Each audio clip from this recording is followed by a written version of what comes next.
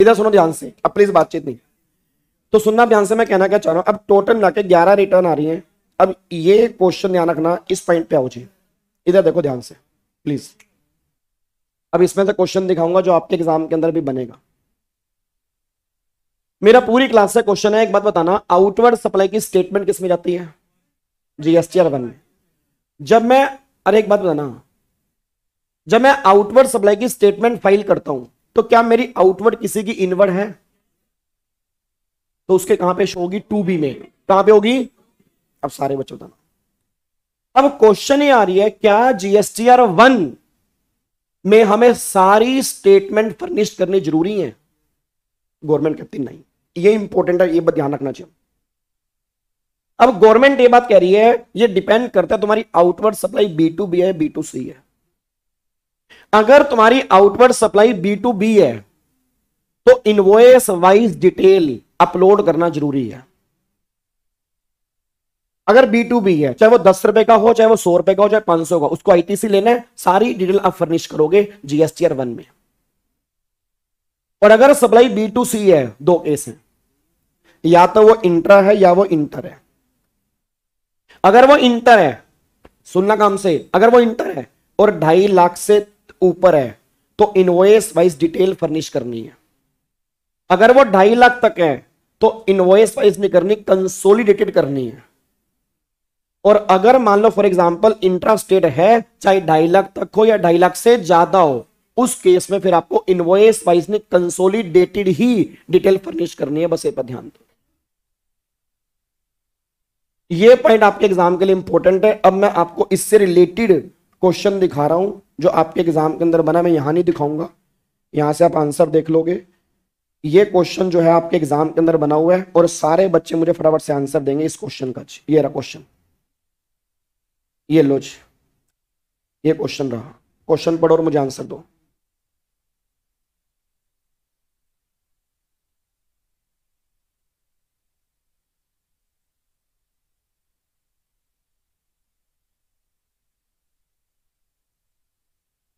हाँ जी, 12 घंटे कंप्लीट हो गए भाई, एक बार तालियां।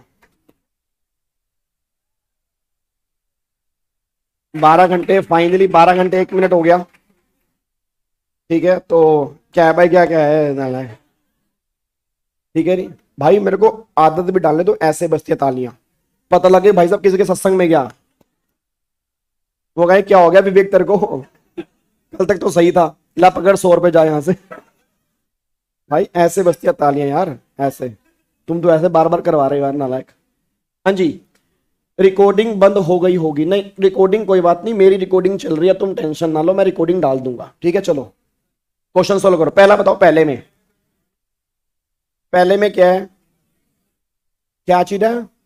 कंसोलिडेटेड या इनवॉइस वाइज? ये बंदा जीएसटी में क्या है? रजिस्टर्ड। तो B2B है तो क्या होगा? इनवॉइस वाइज डिटेल जाएगी। अगला बताओ, ये भी क्या है? रजिस्टर्ड, तो इनवॉइस वाइज। ये अनरजिस्टर्ड है, इंट्रा स्टेट है 180, कंसोलिडेटेड। अनरजिस्टर्ड है, इंट्रा स्टेट है 2,60,000। हाँ जी, 2,60,000 इंट्रा स्टेट है, कंसोलिडेटेड क्योंकि इंट्रा में वैल्यू चेक नहीं करनी। उसके बाद जी फिर अनरजिस्टर्ड, इंटर स्टेट है 3 lakh invoice wise. Unregistered inter state है 50,000 कंसोलिडेटेड। अनरजिस्टर्ड इंटर स्टेट है 2.5 लाख कंसोलिडेटेड क्योंकि 2.5 लाख से ऊपर इनवॉइस वाइज है। अनरजिस्टर्ड है, इंटर स्टेट है 2C इनवॉइस वाइज। रजिस्टर्ड है, जल्दी बोलो, रजिस्टर्ड है, B2B है तो B2B वाले केस में क्या है? Invoice wise. और अगर रजिस्टर्ड है इस केस में तो इनवॉइस वाइज। तो B2B वाले केस में आपकी इनवॉइस वाइज डिटेल जाएगी, बस एक पर ध्यान दो। अब ये क्वेश्चन 5 नंबर का पेपर के अंदर बना हुआ है, बताओ क्या इसके अंदर मुश्किल है? सर अभी तुम्हें नहीं लग रहा ना, ये पेपर में तुम्हें एक प्रोविजन याद नहीं आएगा, तो सिंपल सी बात है, ये क्वेश्चन बहुत ध्यान रखना, ये क्वेश्चन एग्जाम के अंदर दोबारा से रिपीट हो सकता है, ये बात ध्यान दो जी। अब एक बार अगले पॉइंट के ऊपर आओ जी, अब नेक्स्ट पॉइंट के ऊपर आते हैं। अब यहां पे आ जाओ, ये राज। अब एक पॉइंट यहां पे और चेक करो, ये रहा अगला पॉइंट। अब सुनो ध्यान से, सर एक बात मेरे को सोच के बताना, मेरा पूरी क्लास से क्वेश्चन है, मेरा पूरी क्लास, जिसको ये समझ में नहीं आ रहा तो ये पॉइंट ये देखो यहां पे दिया हुआ है, आप यहां से भी देख सकते हो, सेम क्वेश्चन है बिल्कुल। इधर देखो ध्यान से, अब सुनो। अच्छा एक बात मेरे को बताना, जीएसटी की रिटर्न फाइल करना कंपलसरी है या ऑप्शनल है? सुनो सुनो सुनो, मेरा जीएसटी में ना रजिस्ट्रेशन हो गया, ठीक है, मेरी कोई आउटवर्ड सप्लाई नहीं है इस महीने। हेलो भाई साहब, मेरी कोई भी आउटवर्ड सप्लाई नहीं है, तो क्या नील की रिटर्न फाइल करनी जरूरी है? यस। मेरी कोई पेमेंट नहीं है, क्या नील की फाइल करनी जरूरी है? जीएसटी में जरूरी है। बट गवर्नमेंट ने तुम्हें बेनिफिट दे दिया कि तुम पोर्टल से भी कर सकते हो और एक एसएमएस के थ्रू भी कर सकते हो, बट वो तब जब सारा कुछ नील है, आउटवर्ड है, इनवर्ड नहीं है, पोर्टल से ही जाएगी। आउटवर्ड नहीं है, इनवर्ड है, पोर्टल से जाएगी। दोनों हैं पोर्टल, अगर दोनों नील हैं तब जाके एसएमएस आएगा, बस ये पर ध्यान दीजिए। तो पॉइंट ये निकल के आ रहा है कि गवर्नमेंट ये बात कहना चाह रही, देखो यहां पे कि अगर मान लो यहां पे आउटवर्ड भी है इनवर्ड भी है, तो यहां पे पोर्टल, आउटवर्ड भी है इनवर्ड भी है, पोर्टल, आउटवर्ड नहीं है इनवर्ड है, तो ये पोर्टल और एसएमएस और ये पोर्टल से ही, अगर दोनों ही नहीं है तो फिर दोनों पोर्टल और एसएमएस आपके पास ऑप्शन मिलेगा। ये क्वेश्चन भी आपके एग्जाम के अंदर आ चुका है, मैंने टेस्ट में दिया हुआ है, ये वाला क्वेश्चन भी सेम क्वेश्चन ये वाला दिया हुआ है। तो बस इतनी बात ध्यान देना कि जब आपकी आउटवर्ड इनवर्ड नील है तो पोर्टल और एसएमएस ऑप्शन है कि आप कैसे भी रिटर्न भर सकते हो, कोई दिक्कत वाली बात नहीं है, बस ये पर ध्यान दीजिए। अच्छा क्या जीएसटी में तुम रिटर्न को रिवाइज कर सकते हो? नहीं कर सकते, नहीं कर सकते। रेक्टिफाई कर सकते हो, रिवाइज नहीं कर सकते, रिवाइज वाला कोई कॉन्सेप्ट ही नहीं है। अगली रिटर्न में पिछली रिटर्न को तुम रेक्टिफाई कर सकते हो, रिवाइज नहीं कर सकते। और कब तक कर सकते हो? अगले साल की 30 नवंबर, और एनुअल रिटर्न फाइल करने की actual date whichever is earlier, ये बात ध्यान दीजिए। ये पॉइंट गवर्नमेंट यहां पे कहना चाह रही है, ठीक है, तो वही बात मैंने यहां पे देखो लिखी है। अच्छा एक पॉइंट में और बताओ, अगर मान लो आपने पिछली रिटर्न नहीं भरी, क्या अगली रिटर्न भर सकते हो? नहीं भर सकते। अगर पिछला जीएसटीआर 1 नहीं है तो क्या अगला जीएसटीआर 1 होगा? नहीं। पिछला जीएसटीआर 1 नहीं है, क्या 3B हो सकता है? पिछला 3B नहीं है, क्या 1 हो सकता है? पिछला 3B नहीं है, क्या 3B हो सकता है? ना। पिछले कंप्लाइंस अगर नहीं होंगे तो अगले कंप्लाइंस हो ही नहीं सकते, बस ये पर ध्यान दीजिए। ये पॉइंट गवर्नमेंट कहना चाह रही है। फिर यहां पे एक पॉइंट आपका और यहां पे आता है जी, दैट इज QRMP। अब एक बात बताओ, QRMP की फुल फॉर्म क्या है? Quarterly return. अब मेरे को सारे बच्चे बताना, क्या ये ऑप्शन सब ले सकते हैं? नहीं। जिसकी टर्नओवर 5 करोड़ रुपए तक है वो ये ऑप्शन ले सकता है। इसमें होगा क्या सर? इसमें होगा ये return quarterly, payment monthly. Return भरनी है क्वार्टरली, पेमेंट करनी है मंथली। बट अगर जिस क्वार्टर के लिए तुम्हें ये ऑप्शन लेना है उससे पहले तुम्हें बताना पड़ेगा। मैं देखता हूं तुम्हें त्रिशूल बैच या रेगुलर बैच याद है या नहीं है, वैसे याद होना चाहिए। मेरा क्वेश्चन ये है, अप्रैल में जून छोड़ दो, मेरे को जुलाई, अगस्त और सितंबर, इस क्वार्टर के लिए मुझे QRMP वाला ऑप्शन चाहिए। तो सारे बच्चे बताओ मैं कब से लेके कब तक बताऊंगा अगर मेरे को इस क्वार्टर के लिए ऑप्शन चाहिए जी? 1 जून से, 1 अप्रैल से। मेरे को डेट बताओ, डेट कहां से कहां तक बताऊंगा? एक, अब सुनो सुनो सुनो सुनो, हाँ बिल्कुल सही बच्चे ने आंसर दिया, निखिल ने सही आंसर दिया और यहां पे कई बच्चों ने आंसर दिया। सुनो ध्यान से, जिस क्वार्टर के लिए आपने QRMP स्कीम लेनी है उससे पिछले क्वार्टर के दूसरे महीने का पहला दिन, और जिस क्वार्टर के लिए स्कीम लेनी है उस क्वार्टर के पहले महीने का आखिरी दिन। इससे पिछला क्वार्टर कौन सा? अप्रैल, मई, जून। तो 1 मई से लेकर 31 जुलाई तक मेरे को बताना पड़ेगा अगर मेरे को ये स्कीम लेनी है। क्या मैं स्कीम छोड़ भी सकता हूं? यस, छोड़ सकते हो। और अगर नहीं छोड़ूंगा ये ऑटोमेटिकली QRMP चलती रहेगी। और इसमें टैक्स पे करने के आपके 2 मेथड होते हैं, एक तो फिक्स सम मेथड होता है और एक सेल्फ असेसमेंट मेथड होता है, जिस मेथड से आप टैक्स पे करते हो। फिक्स सम मेथड में क्या होता है, पहली बार 30%, अगली बार 30% बचा हुआ फिर बाद में। और सेल्फ असेसमेंट के अंदर जो तुम्हें लग रहा है, जो तुमने असेस किया है, अकॉर्डिंगली तुम यहां पे जीएसटी पे करते हो। ये सेल्फ असेसमेंट मेथड के अंदर होता है, बस ये पर ध्यान दो। तो ये आपकी मेन बातें जो हैं वो क्यूआरएमपी के अंदर यहां पे निकल के आती हैं। देखो वही लिखा है, रिवीजन पॉसिबल नहीं है, रेक्टिफिकेशन पॉसिबल है, और रेक्टिफिकेशन जो आप यहां तक कर सकते हो वो आपकी लास्ट डेट यहां पे निकल के आ रही है। ये सारी बातें आपकी हैं। फिर एक लास्ट कॉन्सेप्ट, जीएसटी प्रैक्टिशनर। अच्छा आप बताओ, जीएसटी प्रैक्टिशनर, सोच के बोलना, मैं जीएसटी में प्रैक्टिस करता हूं तो मैं जीएसटी प्रैक्टिशनर हूं या नहीं हूं?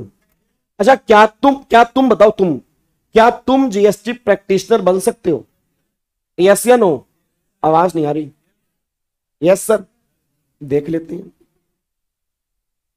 अभी कंडीशन देख लेते हैं, देखते हैं। अब सारे बच्चे चेक करना, आप बन पाओगे नहीं बन पाओगे। सारे बच्चे देखो जी, पहले सुनो, जीएसटी प्रैक्टिशनर होता कौन है? जीएसटी प्रैक्टिशनर एक ऐसा ऑफिसर है जो जीएसटी के अंदर सारे काम कर सकता है। इसको काम करने की फीस मिलती है। ये गवर्नमेंट का ही ऑफिसर एक तरह से होता है, बट ये आप ऐसे नहीं बन सकते। इसका नाम जीएसटी पोर्टल पे होता है। इसके लिए आपको एनरोल करना पड़ता है, एग्जाम देना पड़ता है, क्वालिफिकेशन होती है। ऐसे नहीं कि मैं प्रैक्टिस कर रहा हूं, मैं प्रैक्टिशनर हूं। अब क्या यहां पे क्वालिफिकेशन आ रही है? तो गवर्नमेंट करी सुनो, देखो पहली बात तो जीएसटी प्रैक्टिशनर क्या क्या कर सकता है? रिटर्न फाइल कर सकता है, 39, 44, 45 वाली। आपका कैश के अंदर पैसा जमा करवा सकता है।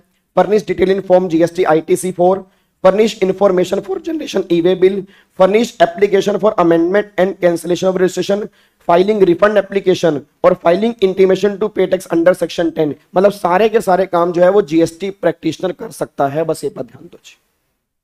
सर क्या ये एक तरह का जीएसटी ऑफिसर कह सकते हैं इसको? आप ऑफिसर कह सकते हो, बट वो आईआरएस वाला ऑफिसर नहीं है। ये वो आईआरएस एक अलग पोस्ट है, वो कमिश्नर है, commissioner, assistant commissioner, deputy commissioner, वो सारे वो हैं। ये तो नॉर्मल एक पर्सन है जो आपके बिहाफ पे काम करेगा, जस्ट लाइक अकाउंटेंट। अब इसके लिए क्या क्वालिफिकेशन है, आप सारे बच्चे देखना, आप देखना आप एलिजिबल हो या नहीं हो। पहली बात, क्या आप इंडियन सिटीजन हैं? पहले कंडीशन टिक। अगला, क्या आप इंसॉल्वेंट तो नहीं है? दूसरी कंडीशन टिक। क्या आप पागल तो नहीं है? हर पागल यही कहता है कि मैं पागल। तो मैं आपसे दोबारा पूछ रहा हूं, क्या आप पागल हैं? देखो देखो, पागलों ने ही दुनिया बदली है। तो बताओ तुम पागल हो या नहीं है? वैसे हैं ही हैं। अगर हम कायदे से देखें, 12-13 घंटे से हम कमरे के अंदर बैठे हैं, ठीक है। दिलजीत का कॉन्सर्ट है, 12 घंटे ही हो गए। अब दिलजीत का कॉन्सर्ट तो एक अलग बात है, वहां पे इमोशंस भी होते हैं, नाच गाना भी होता है, रोना भी होता है। वो आजकल एक रील वायरल हो रही है कि तेरी बाह च मरना चाहनिया, एक लड़की की ऐसा कुछ रील वायरल हो रही है। तो आप मेरा कॉन्सर्ट पिछले 12 घंटे से देख रहे हैं, एक चौकटा आपको 12 घंटे से देखने को मिल रहा है, तो ये आपकी बहुत बड़ी हिम्मत है। बच्चा कह रहा है यस। तो इसका मतलब जो है, चलो नॉर्मल बात करो, हम क्या पागल हैं? नहीं, नहीं है भाई, नहीं है, नहीं है। उसके बाद, is not convicted by any competent court, तुम्हें किसी कोर्ट ने दोषी करार तो नहीं दिया। तो चारों कंडीशन सेटिस्फाइड। अभी नहीं तुम बन गए, अभी कैसे बन गए? ये तो 4 बेसिक कंडीशन है। अब अगली कंडीशन है, इन सब में से एक कंडीशन सेटिस्फाई जरूरी है। क्या तुम रिटायर्ड जज हो? बच्चा कह रहा जज, वो भी रिटायर्ड, तो इसमें तो तुम कवर नहीं। बच्चा मुझे गुस्से में लग रहा है। नींद आ रही है ना आपको?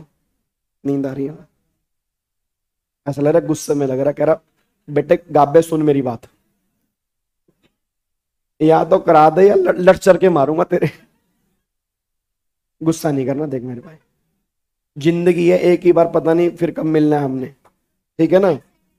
नहीं, नेक्स्ट सैटरडे मिलना है, बट नेक्स्ट सैटरडे कईयों से मिलना होगा, कईयों से नहीं होगा, कईयों का अभी सरेंडर हो चुका होगा, ठीक है? तो वो नेक्स्ट सैटरडे देखेंगे। अगला बताओ, क्या आप ऐसे सेल टैक्स प्रैक्टिशनर पिछले 5 साल से काम करते हो? नहीं।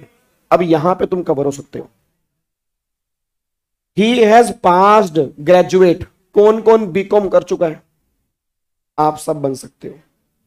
कर रहा हूं नहीं, जिनकी हो चुकी है, आप जीएसटी प्रैक्टिशनर के सब एलिजिबल हो। उसके बाद अगर आप पोस्ट ग्रेजुएट हो तो भी आप एलिजिबल हो। डिग्री है किसी फॉरेन यूनिवर्सिटी की तो भी आप एलिजिबल हो। Final exam of CA, CS, CMA के अगर निकल चुके हैं तो भी आप एलिजिबल हो। बच्चा कह रहा है निकल के लिए तो बैठे हैं, ठीक है ना। तो बस वही है कि अगर आपके एग्जाम निकल चुके हैं तो आप यहां पे एलिजिबल बन जाओगे प्रैक्टिशनर बनने के। अब देखो यहां पे एनरोलमेंट कैसे करानी है। एक फॉर्म नंबर है जीएसटी पीसीटी 01, पोर्टल पे जाओ, फॉर्म भरो, एलिजिबिलिटी चेक होगी, फिर सर्टिफिकेट इशू होगा। Enrolment is permanent. अब cancellation, GST officer is entitled to remove GST practitioner if he is found guilty of misconduct.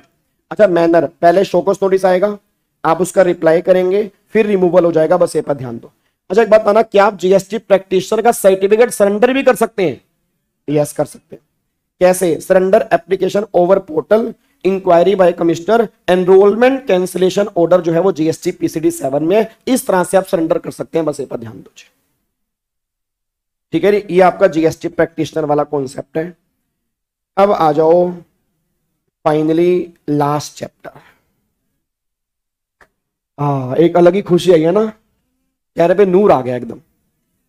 अब तो सीधे होके बैठ जाओ, एकदम एकदम सारे बड़े बिल्कुल सीधे, एकदम कमर सीधी कर लो। उस बच्चे को उठाओ भाई। गुड मॉर्निंग, कैसे हो? बढ़िया। अब लास्ट चैप्टर है बस, ठीक है, अब सोना नहीं है, ठीक है। चलो अब इधर सुनो ध्यान से, मैं कहना क्या चाह रहा हूं। अब देखो यहां पे, सर वीडियो का मतलब बता दो। बस बताऊंगा, अभी बताऊंगा, अभी वही मतलब बताऊंगा। इधर सुनो ध्यान से प्लीज, लास्ट चैप्टर है बस। अब सुनो ध्यान से। अब चैप्टर जो हमारा है that is registration under GST. 7 कितने हुए? 7:13, डॉट 8 बजे क्लास खत्म।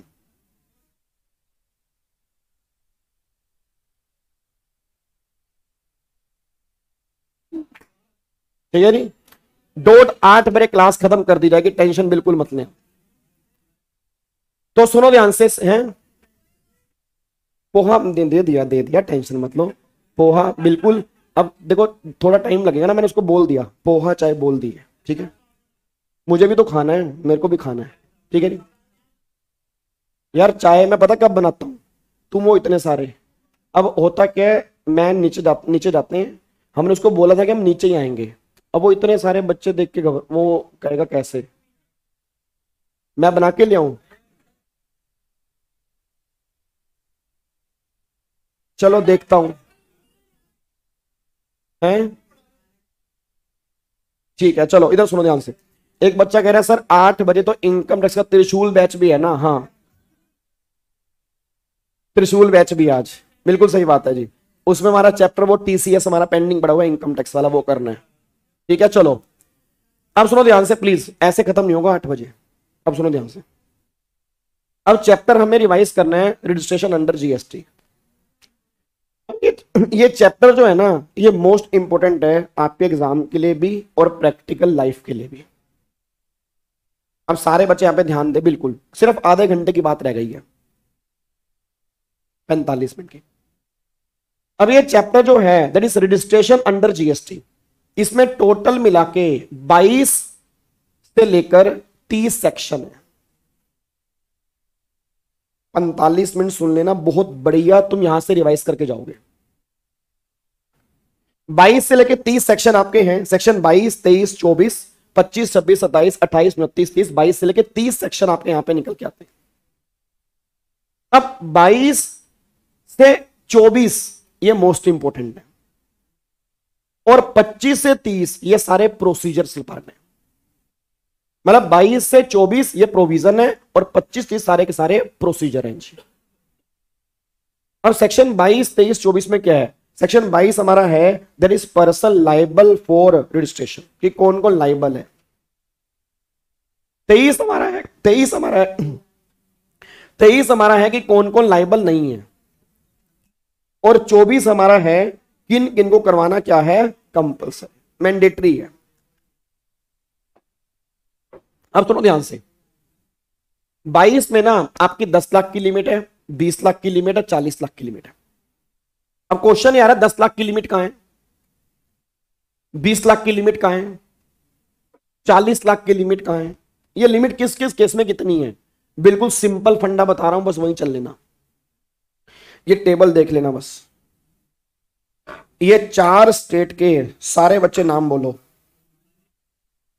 मणिपुर, मिजोरम, त्रिपुरा, नागालैंड। इन 4 केस में हमेशा 10 लाख की लिमिट है। चाहे गुड्स में डील करो चाहे सर्विस में डील करो, हर केस में 10 लाख की लिमिट है, हर केस में 10 लाख की लिमिट है, बस ये पर ध्यान दो। फिर गवर्नमेंट कह रही है ये 6 स्टेट, नाम बोलना, पौंडीचेरी, सिक्किम, उत्तराखंड, अरुणाचल प्रदेश, तेलंगाना, मेघालय। इन 6 स्टेट में हमेशा लिमिट 20 लाख की है। इसको हम ऐसे बोलते हैं एटीएम पीएसयू, कि अगर पीएसयू में काम करोगे तो एटीएम तुम्हारे भरे रहेंगे। पीएसयू पौंडीचेरी, सिक्किम, उत्तराखंड, अरुणाचल प्रदेश, तेलंगाना और मेघालय, इन 6 स्टेट में लिमिट हमेशा 20 लाख रुपए की है, चाहे कुछ भी करो। इनको छोड़ के अदर स्टेट हैं, कोई भी अदर स्टेट है, अदर यूटी है, जैसे दिल्ली, सुन लो पहले, दिल्ली, हरियाणा, पंजाब, यूपी, गुजरात, महाराष्ट्र, चंडीगढ़, अंडमान निकोबार, सब यहां आ रही है। इनमें गवर्नमेंट कह रही है अगर इन स्टेट में तुम अगर काम कर रहे हो सिर्फ और सिर्फ सर्विस में तो 20 लाख की लिमिट है। अगर गुड्स एंड सर्विस दोनों में काम करोगे तो 20 लाख की लिमिट है। अगर तुम गुड्स में डील करोगे, और गुड्स 7 गुड्स हैं, 7 गुड्स, यहां पे पति नहीं है, यहां पे PTI और 4 ब्रिक्स, ए यहां से गायब है, हाँ वो यहां पे नहीं है। 7 गुड्स है तो 20 लाख की लिमिट है, बाकी सभी गुड्स में 40 लाख की है। आंसर दे देना। नीचे पोहे वाला खड़ा भी आएगा, पोहे वाले की लिमिट कितनी है, पोहा क्या है, गुड्स, और स्टेट कौन सी है, 40 लाख। अब तुमसे कोई पूछ ले आज के बाद कि इस स्टेट में सर्विस करने पर क्या लिमिट है, सर्विस करने पर, गुड्स एंड सर्विस पर, वो 7 गुड्स पर और बाकी सब गुड्स पर, बस तुम अपने दिमाग में टेबल लेके आ जाना।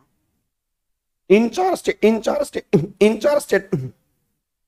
स्टेट में हमेशा 10 लाख, इन 6 स्टेट में 20 लाख, और बाकी सब स्टेट में आपका वैसे 20 लाख है, बट अदर गुड्स वाले केस में 40 लाख की लिमिट है। फिर अगला क्वेश्चन है कौन कौन लाइबल नहीं है जी। अब सुनो कौन कौन लाइबल नहीं है। पहला गवर्नमेंट कह रही है अगर आप एक्सक्लूसिवली, प्लीज यार, अगर आप एक्सक्लूसिवली एग्जम्प्टेड गुड्स और एग्जम्प्टेड सर्विस में डील करते हैं तो लाइबल नहीं है, नहीं करवाना, छोड़ दो, बाहर निकल जाओ यहां से। एग्जम्प्टेड गुड्स में डील करते हो, सर्विस में नहीं करवाना। अगर आप एग्रीकल्चरिस्ट हैं आपको नहीं कराना। आप 100% आरसीएम की सप्लाई कर रहे हैं, नहीं करवाना, क्योंकि उस पर जीएसटी रिसीवर पे करता है। उसके बाद अगर आप इंटर स्टेट सर्विस की सप्लाई करते हैं तो 20 लाख और 10 लाख तक करवाने की रिक्वायरमेंट नहीं। अगर आप इंटर स्टेट सर्विस की सप्लाई करते हैं, नॉट गुड्स की, अगर आप इंटर स्टेट गुड्स की सप्लाई करते हैं बट वो हैंडीक्राफ्ट गुड्स हैं तो 10 और 20 लाख तक करवाने की रिक्वायरमेंट नहीं है। उसके बाद अगर आप कैजुअल टैक्सेबल पर्सन है, इंटरेस्टेड हैंडीक्राफ्ट गुड्स में 10 और 20 लाख तक करवाने की रिक्वायरमेंट, बट अगर 10 लाख तो लिखी नहीं है, 10 लाख उन 4 स्टेट में है। उसके बाद अगर आप सर्विस की सप्लाई कर रहे हैं अदर देन स्पेसिफाइड सर्विस 9(5) में थ्रू ईसीओ तो आपको 20 लाख तक करवाने की रिक्वायरमेंट नहीं है। और अगर आप सप्लायर हैं गुड्स के, अगर आप सप्लाई कर रहे हैं इंट्रास्टेट ईसीओ के थ्रू तो 10, 20 और 40 लाख तक करवाने की रिक्वायरमेंट नहीं है। ये सब 23 में कवरेज। और एग्जाम में क्वेश्चन बन जाएगा, पता क्या बनेगा, बताओ कौन से पर्सन नॉट लायबल है। एक बार कोशिश करते हैं याद करने की। पांच, सिर्फ पांच बता दो, बाकी सारे पांच, सिर्फ पांच बताओ। पहला क्या है? एक्सक्लूसिवली एग्जम्प्टेड गुड्स या एग्जम्प्टेड सर्विस में। दूसरा एग्रीकल्चर। तीसरा आरसीएम वाले। चौथा इंटर स्टेट सर्विस के सप्लायर 10 और 20 लाख तक। अगला फिर इंटर स्टेट हैंडीक्राफ्ट गुड्स के सप्लायर 10 और 20 लाख तक। ये पांच याद होनी चाहिए बस, बाकी और भी हैं। फिर यहां पे आ जाओ, ऐसे कौन कौन से केस हैं जहां पर मैंडेटरी भाई करवाना ही करवाना है, मैंडेटरी है, करवाना ही पड़ेगा जी। सबसे पहला गवर्नमेंट कह रही है अगर आप इंटर स्टेट सप्लाई कर रहे हैं गुड्स की और सर्विस की तो करवाना जरूरी है, बट सर्विस वाले केस में गवर्नमेंट कह रही है 20 लाख रुपए की लिमिट है, उसके बाद करवाना है। फिर अगर आप कैजुअल टैक्सेबल पर्सन है करवाना जरूरी है, बट अगर कैजुअल टैक्सेबल पर्सन है हैंडीक्राफ्ट गुड्स में डील कर रहे हैं तो फिर 20 लाख तक नहीं करवाना। फिर अगर आप person receiving A supply on which taxes payable on reverse charge, अगर मैं रिवर्स चार्ज में जीएसटी पे करने के लायबल हूं तो मुझे करवाना जरूरी है। आरसीएम वालों को करवाना जरूरी है, आरसीएम वालों को कोई लिमिट नहीं है। अगर मैं जीएसटी पे कर रहा हूं आरसीएम में मुझे करवाना जरूरी है। अगर मैं एनआर हूं करवाना जरूरी है। अगर मैं ईसीओ वाला हूं, इलेक्ट्रॉनिक कॉमर्स ऑपरेटर हूं, चाहे जीएसटी पे करूं चाहे टीसीएस काटूं, करवाना जरूरी है। उसके बाद अगर मैं टीडीएस डिडक्टर हूं करवाना जरूरी है। अगर मैं एजेंट हूं प्रिंसिपल का, याद है एजेंट, मैंने वहां पर भी कहा था करवाना जरूरी है। अगर आप ओआईडीआर की सर्विस देने वाले हो करवाना जरूरी है। अगर आप आईएसडी हो करवाना जरूरी है। अगर आप ऑनलाइन मनी गेमिंग की सर्विस दे रहे हो करवाना जरूरी है। अगर आप सप्लायर हो सर्विस के अदर देन 95 करवाना जरूरी है। और अगर आप गुड्स की सप्लाई कर रहे हो ईसीओ के थ्रू तो भी करवाना जरूरी है। ये सब केस में 24 है, यहां पे करवाना जरूरी है, बस ये पर ध्यान दो। इन केस में मैंडेटरी है भाई साहब, तुम्हें करवाना ही पड़ेगा, बस ये पर ध्यान दो। क्या बात मेरी समझ में आ रही है? अब एक बात बताओ, 22 में क्या था? Person liable for. 23 में क्या था? Person not liable for. और 24 में क्या है? मैंडेटरी। ये बात निकल के आ रही है। अब सेक्शन 25 कहता है कब करवाना है, ये तुम्हें पता है। बताओ लाइबल होने के कितने दिन के अंदर करवाना है? 30 दिन के। और अगर मैं करवा दूंगा तो इफेक्टिव कब से बनेगा? अच्छा, अगर मैं अप्लाई करूंगा 30 दिन के बाद तो इफेक्टिव कब से बनेगा? जब से मुझे आरसी मिलेगी। ये बात हमने पहले भी पढ़ी हुई है। तो ये बात सेक्शन 25 में लिखी है कि आपको करवाना कब है, कितने दिन की लिमिट एप्लीकेबल है, बस ये पर ध्यान दो। ये पॉइंट गवर्नमेंट कहना चाह रही है। फिर एक बात मेरे को बताओ, अच्छा अब करवाना, ध्यान सुनना, कम ऑन। अब अगर करवाना है तो ओरिजिन स्टेट में करवाना है या डेस्टिनेशन में करवाना है? ओरिजिन स्टेट में। किसमें? अगर मैंने करवा लिया स्टेट में, दिल्ली से हरियाणा सप्लाई करनी है तो कहां पे करवाना पड़ेगा? दिल्ली। अच्छा, अंडर एसजीएसटी या सीजीएसटी? SGST, under SGST. कौन सा एक्ट लग रहा है? तो अगर गवर्नमेंट कह रही है अगर तुमने करवा लिया है तो डीम्ड तुम्हारा सीजीएसटी के अंदर भी हो चुका है। सेक्शन 26 ये है कि तुम्हें अलग से करवाने की बात नहीं है। अगर तुम्हारा यहां हो चुका है तो डीम्ड है, तुम्हारा वहां पर भी हो चुका है, कोई टेंशन वाली बात ही नहीं है। कलेश ही खत्म कर दो इसका। यह गवर्नमेंट कहना चाह रही है सेक्शन 26 में। फिर सेक्शन 27 भाई जो इंपॉर्टेंट है ना, उस पर मैं 2 मिनट लगाऊंगा। सेक्शन 25 है कैजुअल टैक्सेबल पर्सन और एनआरटीपी जो हैं उन्हें कैसे करवाना है। पहले मेरे को कोई बताएगा कैजुअल टैक्सेबल पर्सन होते कौन है? कौन होते हैं जी कैजुअल टैक्सेबल पर्सन? बोलो बोलो बोलो बोलो, शाबाश शाबाश शाबाश शाबाश। हैं जो टेम्परेरी बेस पे काम करते हैं, जिनका कोई फिक्स प्लेस ऑफ बिजनेस नहीं होता। अब एक बात को बताना, सारे बच्चे बताओ, सारे बच्चे, एनआर और सीटीपी में एक फर्क है। एनआर और सीटीपी के अंदर एक फर्क है, प्लीज। अब गवर्नमेंट ये बात कह रही है, ध्यान सुनना, कि अगर आप ओकेजनली बेस पे काम कर रहे हो कहीं जाके और जहां काम कर रहे हो वहां तुम्हारा फिक्स प्लेस ऑफ बिजनेस नहीं है, आप सीटीपी हो। और जहां काम कर रहे हो वहां तुम्हारा फिक्स प्लेस ऑफ बिजनेस नहीं है और इंडिया में भी कोई बिजनेस नहीं है, फिक्स प्लेस ऑफ बिजनेस, तो तुम एनआर हो। नहीं समझा? मैं दिल्ली का रहने वाला हूं, हरियाणा में काम कर रहा हूं, दिल्ली में मेरा ऑफिस है, हरियाणा में नहीं है, मैं सीटीपी हूं। एस फॉर हरियाणा, क्योंकि वहां मेरा बिजनेस नहीं है फिक्स बेसिस। मैं इंडिया में आया हूं बिजनेस करने के लिए, मेरा इंडिया में किसी भी जगह फिक्स बेसिस बिजनेस नहीं है, मैं एनआर हूं। बट दोनों के रजिस्ट्रेशन करवाने का प्रोसेस सेम है। क्या है, आपको जब बिजनेस कमेंस करना है उसके 5 दिन पहले आपको अप्लाई करना पड़ेगा रजिस्ट्रेशन के लिए। फॉर्म नंबर है जीएसटी आरईजी 1 सीटीपी के लिए और एनआर के लिए आरईजी 9, और साथ में एडवांस टैक्स देना पड़ेगा। याद है इनकम टैक्स में एडवांस टैक्स सेम जीएसटी में भी है, बट ओनली फॉर एनआर और सीटीपी। आपने एस्टिमेशन लगाओ कितना जीएसटी बनता है, वो जीएसटी हमें पे कर दो। अच्छा, अगर तुम्हें बिजनेस कमेंस कर दिया, अब तुम्हें कितने दिन का आरसी मिलेगा? जितने दिन का तुम मांगोगे, और 90 डेज विच एवर इज, मतलब 90 दिन से ऊपर। अगर मेरे को 90 दिन से ऊपर चाहिए, मुझे क्या लेना पड़ेगा? एक्सटेंशन। अब अगर एक्सटेंशन लेने हैं तो आरईजी 11 फॉर्म नंबर भरना पड़ेगा, एडिशनल एडवांस टैक्स पे करना पड़ेगा, आपको 90 दिन का और मिलेगा, टोटल मिलेगा 180 डेज का। 180 डेज का आपको टोटल मिल जाएगा, बस ये पर ध्यान दीजिए। क्या बात मेरी समझ में आ रही है? ये गवर्नमेंट यहां पे कहना चाह रही है। अगर मेरे को 180 डेज से ऊपर चाहिए तो क्या होगा? बोलो बोलो बोलो, क्या होगा?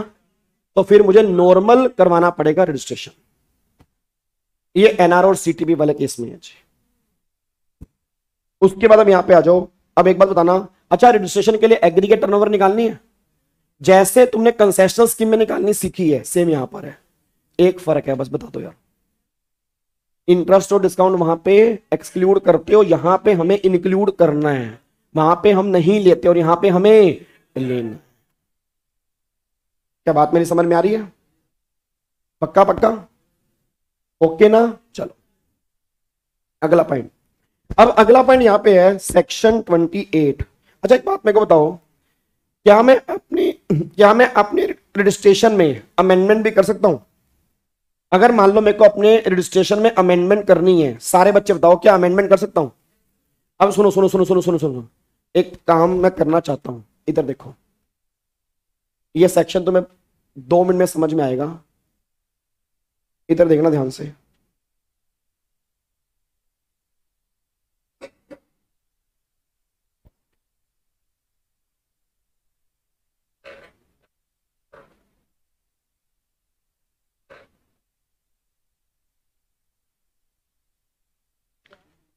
ये देखो जी, search tax payer, search by GSTN.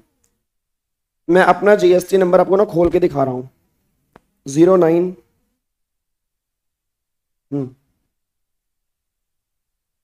1Z2।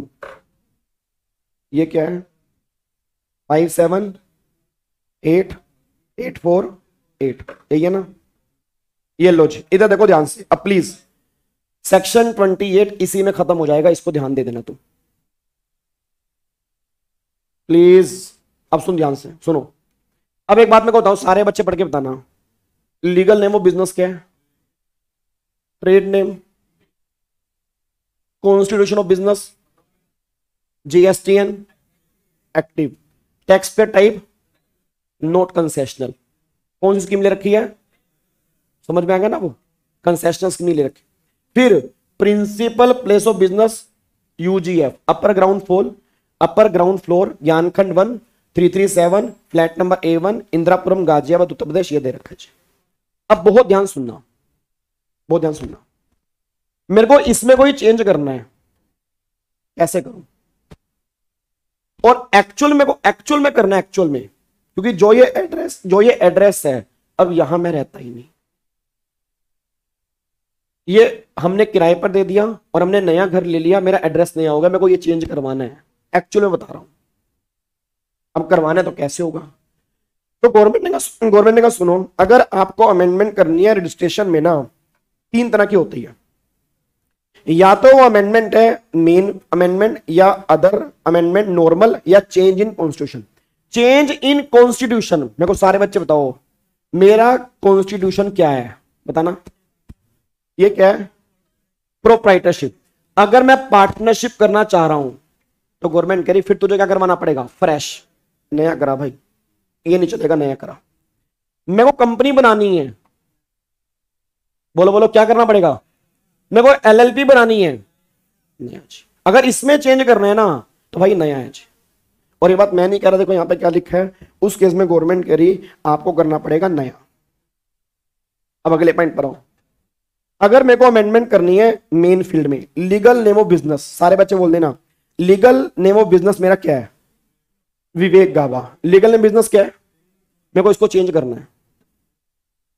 नहीं हो तो जाएगा, मुझे पता नालायक हो जाएगा, बच्चा वगैरह हो जाएगा, तो हम यही तो पढ़ रहे हैं, हो तो जाएगा बट कैसे। अगर इसमें चेंज करना है या इसमें चेंज करना है, गवर्नमेंट ने कहा हो जाएगा, ये तो मेन अमेंडमेंट है।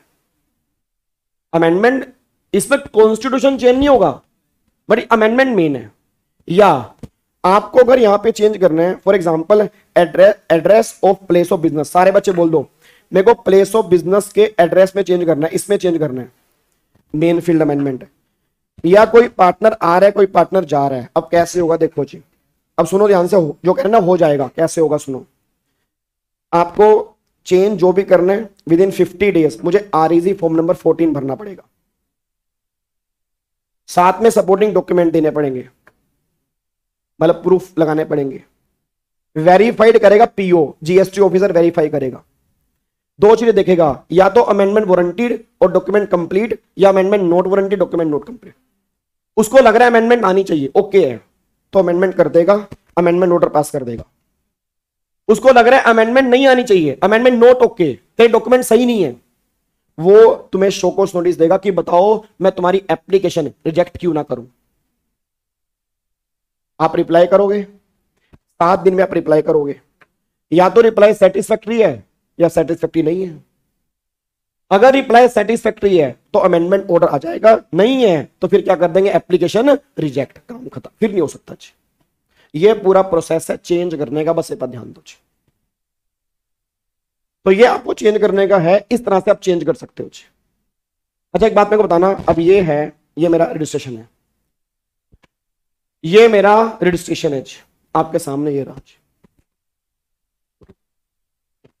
एक बात मेरे को बताओ, अब ये आपके सामने रजिस्ट्रेशन है, क्या मेरा रजिस्ट्रेशन कैंसिल हो सकता है?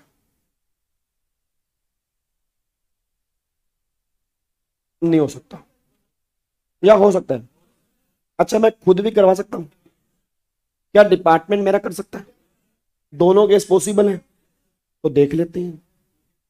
सेक्शन 29 बस सेकंड लास्ट सेक्शन, फिर 30 लास्ट, फिर बल्ले बल्ले, ओ माय गॉड, खुशी की लहर आती हुई बच्चों के चेहरों पे।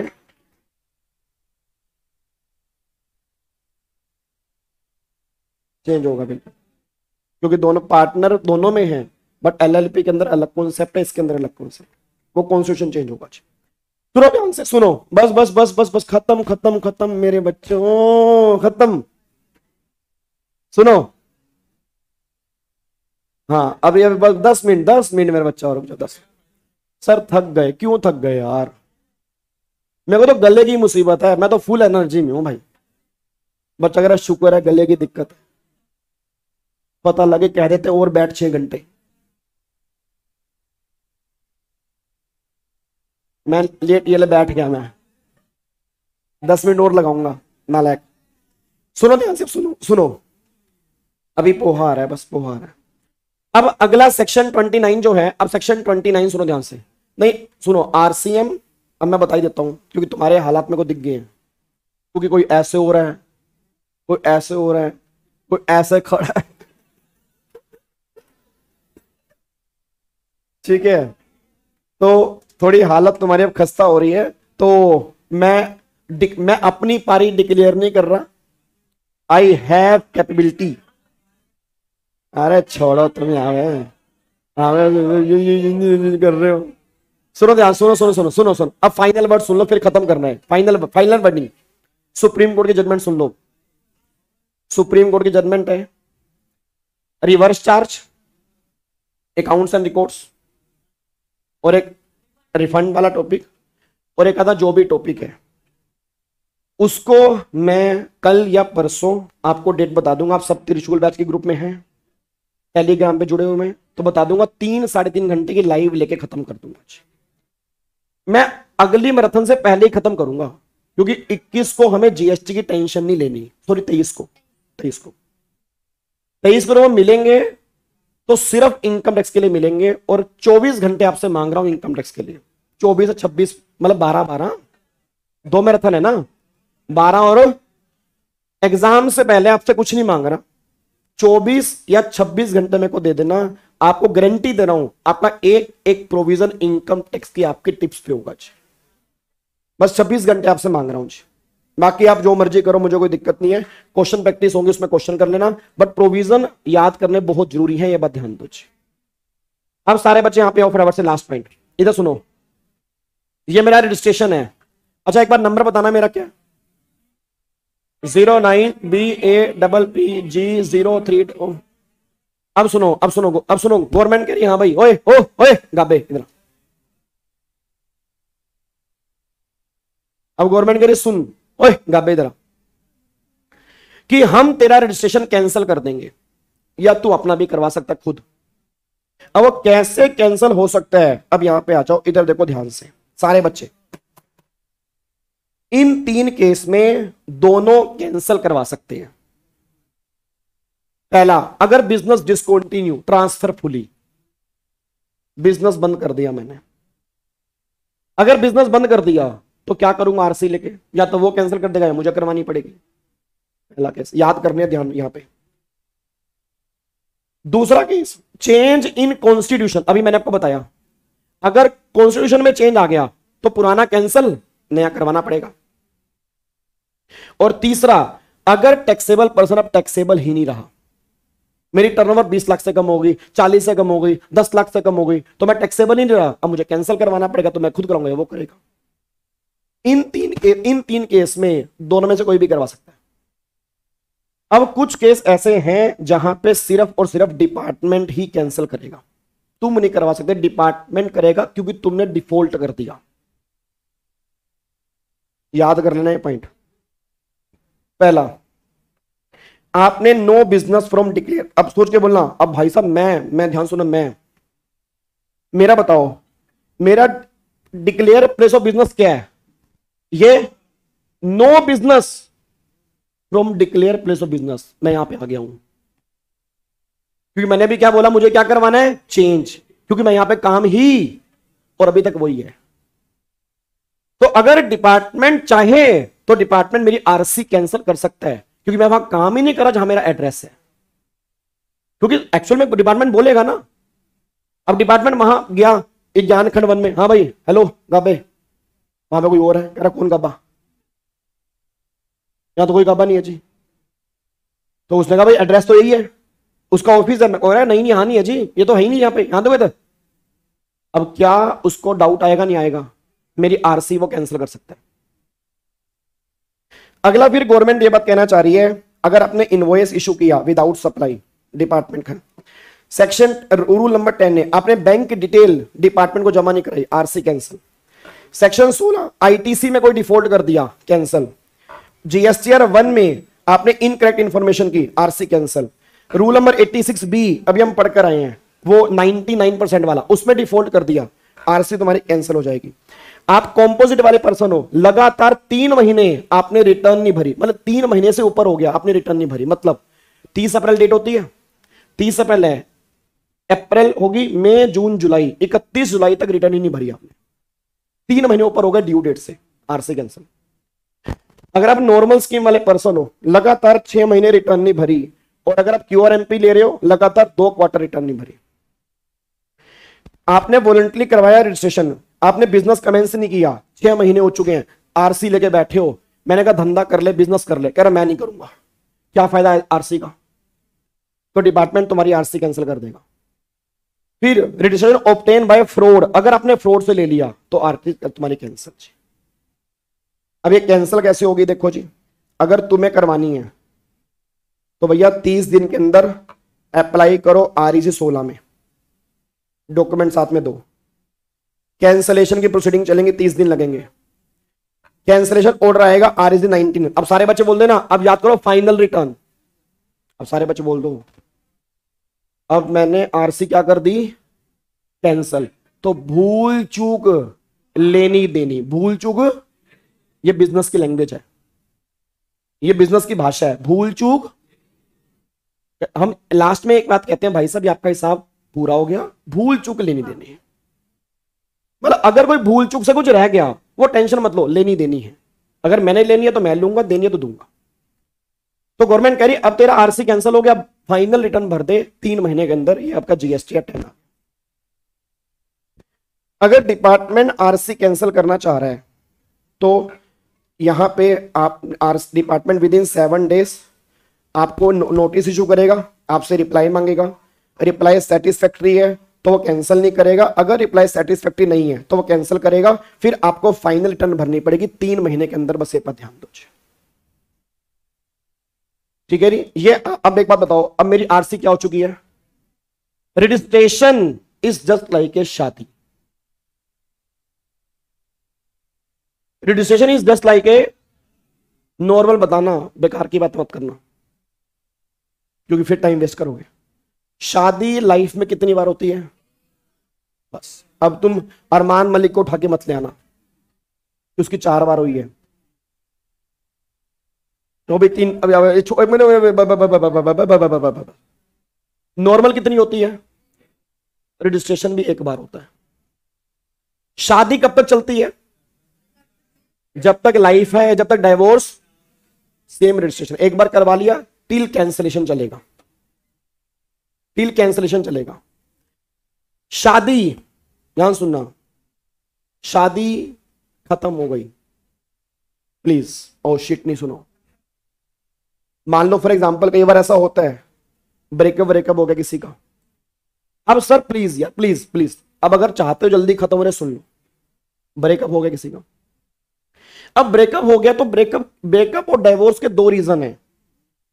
2 रीजन क्या है आप एक ही मान लो, क्योंकि दोनों सेम टाइम पर बोलते गए, जब बोलते गए तो डाइवोर्स हो गया। एक बंदा शांत नहीं हुआ, मैं बोल रहा हूं आप शांत हो तो कुछ हो ही नहीं सकता ना। मैं बोल ही नहीं रहा आगे से, आप बोलते रहो, क्या डाइवोर्स होगा या क्या रिलेशन खराब होगा हमारा? क्योंकि मुझे पता है कि अभी आप उस लेवल पे हो कि आप कुछ भी बोल सकते हो, और अगर मेरी ईगो हटोगे मैं बोलूंगा तो क्लैशिंग हो जाएगी। और पुराने जमाने में शादियां 35-35, 40-40 साल ऐसे नहीं चलती थी।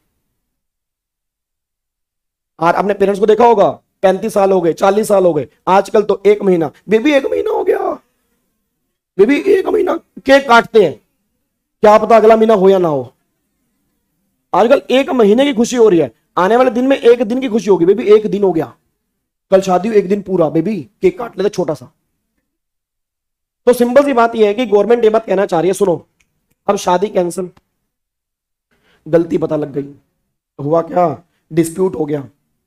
अब मेरे को लग रहा है भाई गलती हो गई, गलती हो गई। अब मैं दौड़ा दौड़ा उसके पास गया, मैं कहा सुनो सुनो सुनो,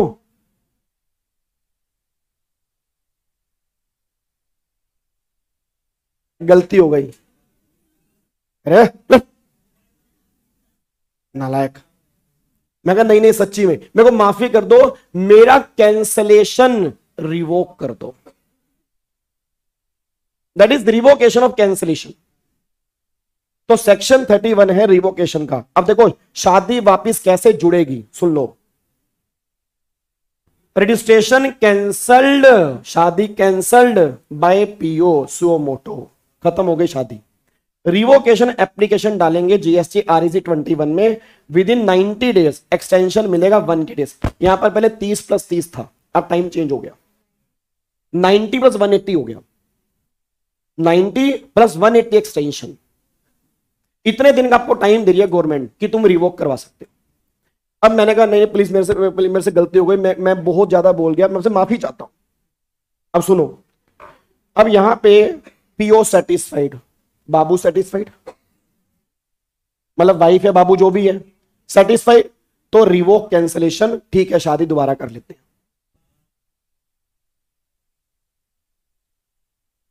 और अगर पीओ नॉट सेटिस्फाइड, यानी नहीं ये हर बार का तुम्हारा है,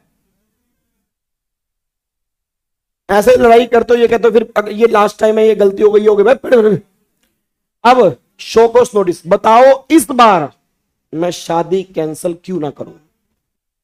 मैं रिप्लाई दूंगा, या तो रिप्लाई तो फिर रिवोक, और अगर सेटिस्फाई नहीं है तो फिर रिजेक्ट एप्लीकेशन, अब तुम अलग और मैं, और फाइनली अब जाके रजिस्ट्रेशन हमारा।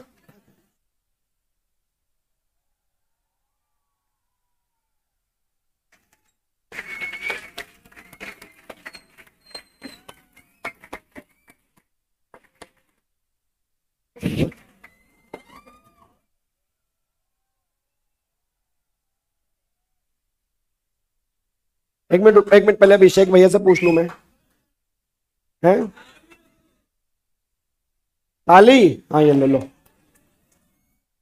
अबे नालायको तुम यूट्यूब में मत डाल देना, एक गंदा काम कर दो। एक बार अभिषेक को यार कोई नीचे से बुला दो कि प्लीज। चल मैं फोन कर देता हूं, रुको मैं भी फोन कर देता हूं। लाइव, अच्छा लाइव वाले बच्चों को और आप सभी को बहुत बहुत धन्यवाद, आपने इतना टाइम मेरे को झेला। ठीक है, लव यू टू। अभिषेक कहां पे है, कितना टाइम लगेगा? हाँ हाँ आ जाओ, ऊपर आ जाओ। हाँ हाँ चाय और पोहा ले आओ फटाफट से। ठीक है, थैंक यू सो मच। और सारे के सारे बच्चे इस वीडियो पे क्या करके जाएंगे, देखो कसम है तुम्हें, चाहे तुम फेस टू फेस ली है बट लाइव पे जाके उसको लाइक जरूर करना और कमेंट जरूर करना है। सर आप सुनो, देखो आपके कितने मिनट लगेंगे, 1 मिनट, बट मेरे लिए बहुत बड़ा मोटिवेशन है। तो प्लीज आपसे रिक्वेस्ट है, मेरे लिए बहुत बड़ा मोटिवेशन है कि आपको कितना फायदा हुआ, क्या हुआ। तो सारे बच्चे प्लीज कमेंट करेंगे, लाइक करेंगे, और इसको अगला ध्यान रखना, अब हम कब मिल रहे हैं, 23 तारीख को।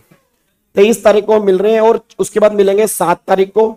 और वैसे 25 तारीख से हमारे क्वेश्चन प्रैक्टिस स्टार्ट हो रही है। तो आपका पेपर टेक्स्ट का आपका नहीं है, वो पेपर मेरा है। आपसे मैंने पहले भी वादा किया था, तो मैं पूरी जान लगा दूंगा आपके एग्जाम निकालने के लिए, बट आप लगे रहो साथ में, आपके एग्जाम पक्का निकलवा दूंगा मैं। ठीक है जी, बहुत बहुत धन्यवाद, थैंक यू सो मच। ऐसे लाइव में नहीं करना, बाद में, लाइव में नहीं, वीडियो खत्म होने के बाद। ठीक है जी, चलो अब अपना अभी बस 2 मिनट के अंदर अभिषेक आ रहा है, एक आधी फोटो क्लिक कर ले। ठीक है, तो जिसके पास बढ़िया फोन है, आईफोन है,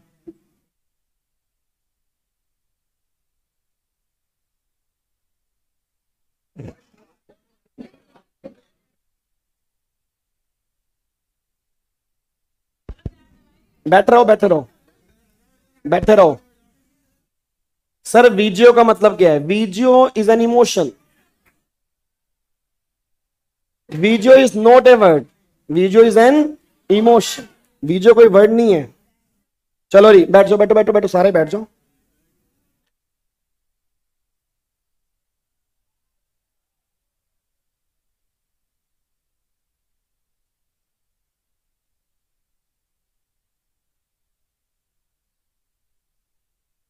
डन, एक और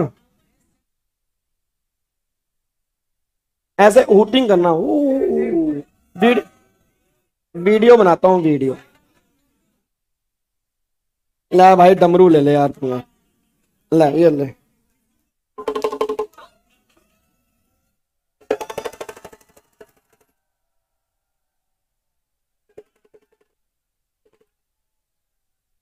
बस, thank you so much, Jai Hind, God bless you, love you all, bye bye, bye bye.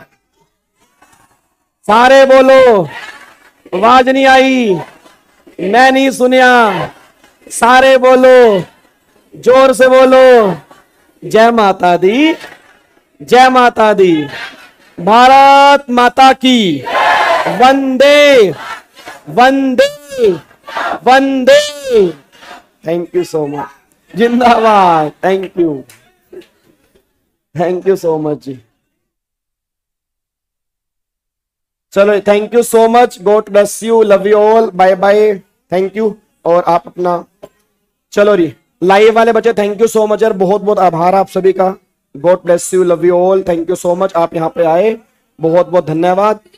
और आप सारे बच्चे फटाफट से कमेंट करें इसको, thank you so much, bye bye, take care.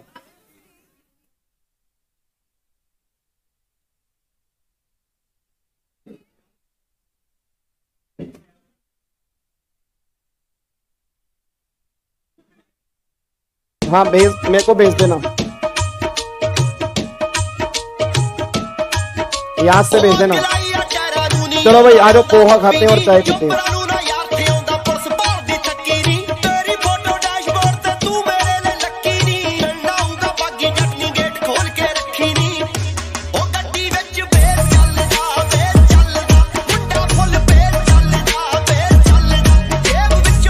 आप ये तो लो,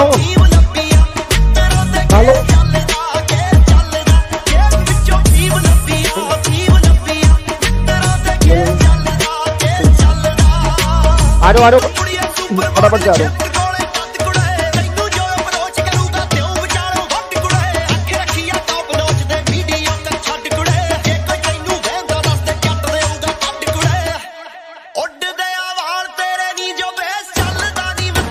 एक बार ये घुमाना यार, इसको घुमा दो।